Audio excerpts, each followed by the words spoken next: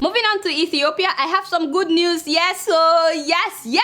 So, the fear of Obama can make some African leaders take care of business? Chai, if only I had known.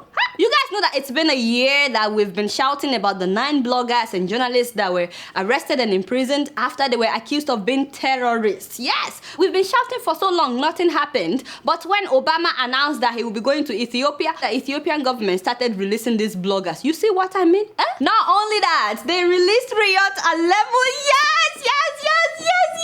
Congratulations, my sister. I am so happy to hear this. After spending more than 1,000 days in prison just because she's a journalist. Really? Obama, when will you come to Nigeria? And by the way, when will you invite me to White House? I'm right here in New York. What are you still waiting for? I am so happy to hear this. So this is what it takes for the Ethiopian government to do the right thing. Ethiopia, thank you so much for releasing these prisoners. Please release the rest of the prisoners. Why are you releasing them one by one? Just release everybody, and those that were imprisoned before these 9 bloggers and journalists as well, including Andagacho Tsigi. Release every one of them. I'm very happy with this development. These bloggers were the ones that I was asking the Prime Minister about when he came to Nigeria and I tried to interview him. Mr. Prime Minister, when will you release the 9 bloggers? So personally, this is like victory for all lovers of Ethiopia. And it's so funny because just last week I was in DC for the 5th anniversary of Ethiopian satellite station ESAT. And while I was addressing the people, I read part of the letter that was written by one of the bloggers in prison. His letter was smuggled out and published by the Guardian UK. The guy is 25 and he's facing 8 to 18 years in prison. That's how long they were all facing.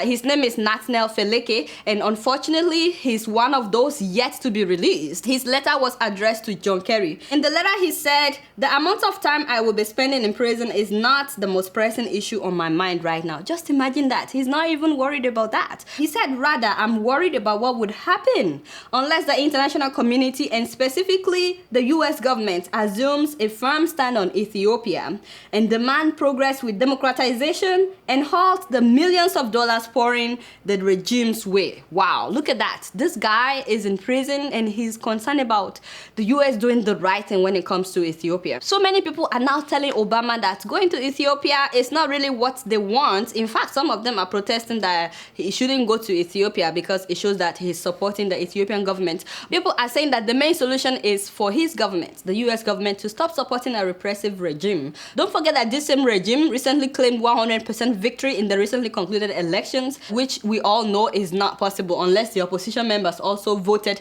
for this regime. So I personally hope that Mr. Obama would listen to this guy that has written this letter from the prison, as well as so many Ethiopians. Congrats to those that were released. Guess what? I'm just keeping it real.